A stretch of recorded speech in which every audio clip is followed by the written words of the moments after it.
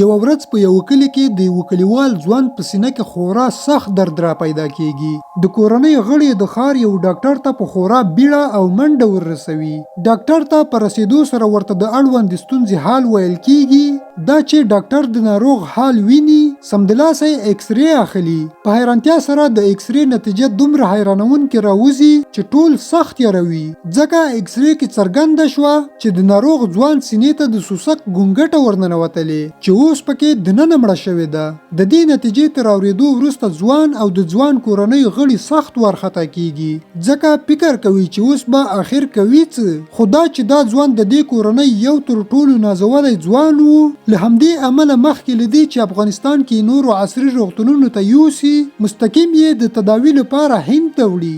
هند ته په رسیدو سره کله چې دوی روغتون ته ولاړ شي، ډاکټر ته هماغه ایکس ری ورښایي او له ناروغۍ ورته وایي چې په سینه کې د سوسک ګونګټه مړه شوې ده. ډاکټر چې دا حال ګوري سخت حیرانېږي او سمدلاسه د ناروغ ځوان بله ایکس ری اخلي. تر ایکس ری اخیستو وروسته ټوله کیسه روښانه کیږي.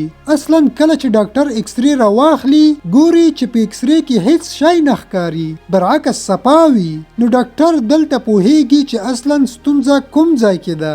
د ناروغ ځوان کورنۍ ته مخ رااړوي چې د سوسک ګونګټه د ځوان په سینه کې نه، بلکې د هغه افغان ډاکټر په ایکس ری ماشین کې دننه مړه شوې چې د دې ځوان ایکس ری پرې اخیستې ده. اوس که دا کیسه افسانوي یا جوړه شوې هم وي، خو حقیقت دا دی چې که ځینې ډاکټران د ناروغۍ په تشخیص پوهه نشي، نو پر خپلې ناپوهۍ اعتراف نه کوي، بلکې یو عجیب، نادر او خیالي لامل جوړوي ترڅو خپله تېروتنه پټه کړي او پر ناروغ او د ناروغ د کورنۍ پر احساساتو لوبې وکړي.